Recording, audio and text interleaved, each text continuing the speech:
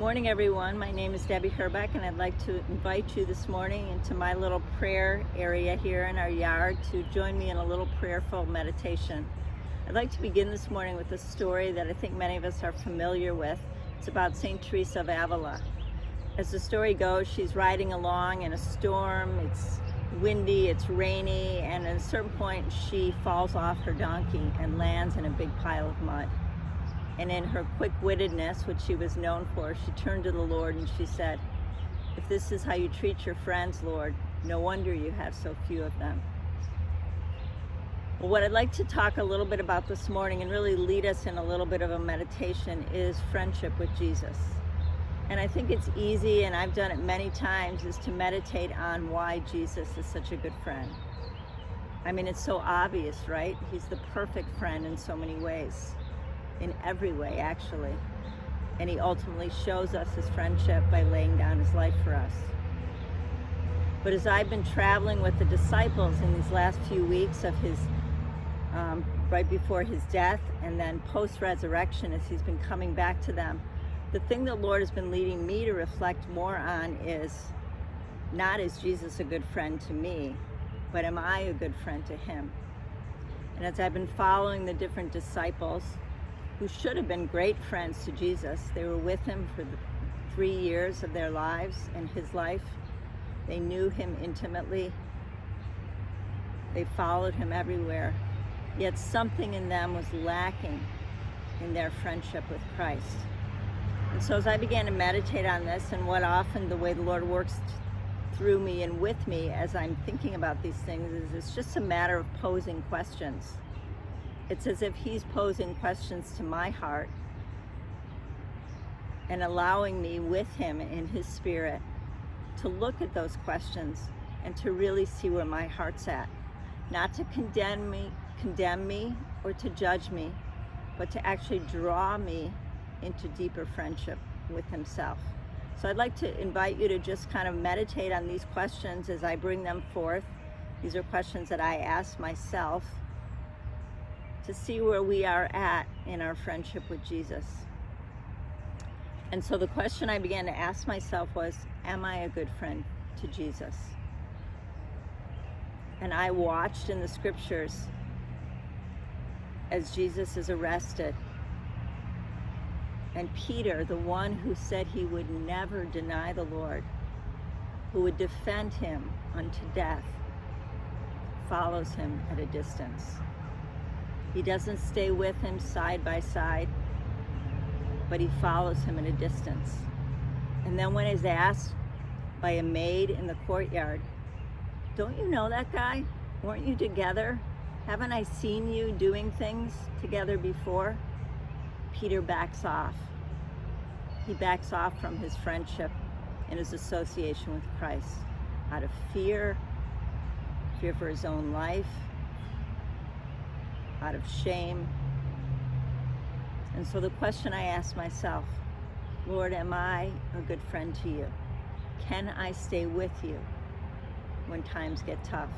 Am I willing to follow you closely and identify with you, no matter what anyone else is saying about me, no matter what else are the consequences for my life? So am I a good friend to Jesus? Am I a good friend to Jesus? Do I care deeply what's on his heart? I was reflecting on the passages in John, the high priestly prayer, where we see the Lord's heart in a very raw way. His heart for the Father's plan, his heart for the world, his heart for his friends, for the disciples, who he now calls his friends. And so I ask myself, Lord, am I the friend who shares what's on your heart? Do I want to know what's on your heart? Or am I mostly concerned with telling you what's on my heart? Because friendship in that sense goes both ways. Am I a good friend to Jesus? Am I, like Simon of Cyrene, willing to carry his cross? To share in the sufferings? To relieve the burdens that Jesus carries, so to speak? Am I willing to walk alongside him in his suffering?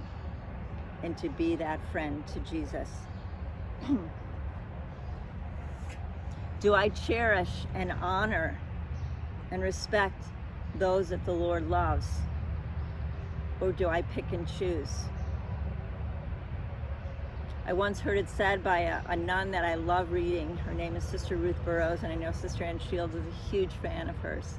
But she once said, and I'm going to quote it loosely, she said, "To leave anyone out of our love is proof positive that we do not yet know how to love." And I think I am, in my friendship with Jesus, preferential in who I choose to love. But I want to be a better friend, and I want to love who the Lord loves. I want to love the poor. I want to love those who are overlooked. I want to love those who are difficult to love. And so I want to be a better friend in that regard, because I want to be a friend to all those that Jesus is a friend to. So am I a good friend to Jesus? All right.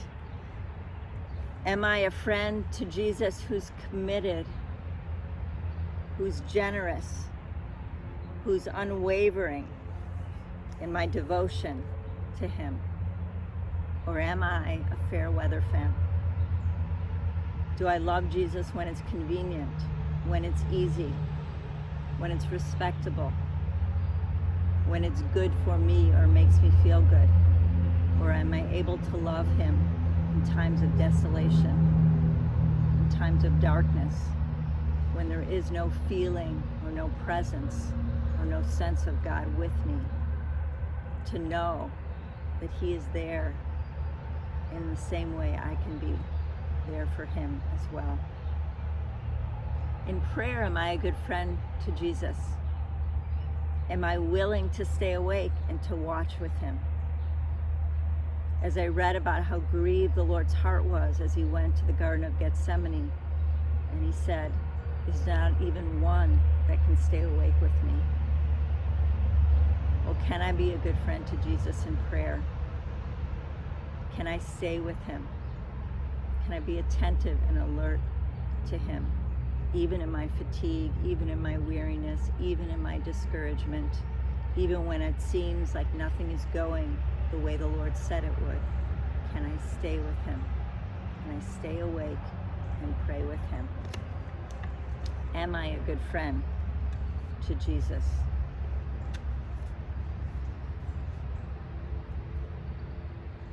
The spiritual writers often talk about the saints as being friends of Jesus. That's our goal, that's our end. To be a saint, to end this life in friendship with Jesus. Not just leaning into his friendship, because he is a great, a supreme, a phenomenal, a perfect friend, but out of love and devotion and dedication to repay that friendship by walking alongside him as a friend of God. When I meet the Lord one day, I do want him to say, "Well done, good and faithful servant." But I also want him to hear him say, "Welcome home, my friend." God bless you.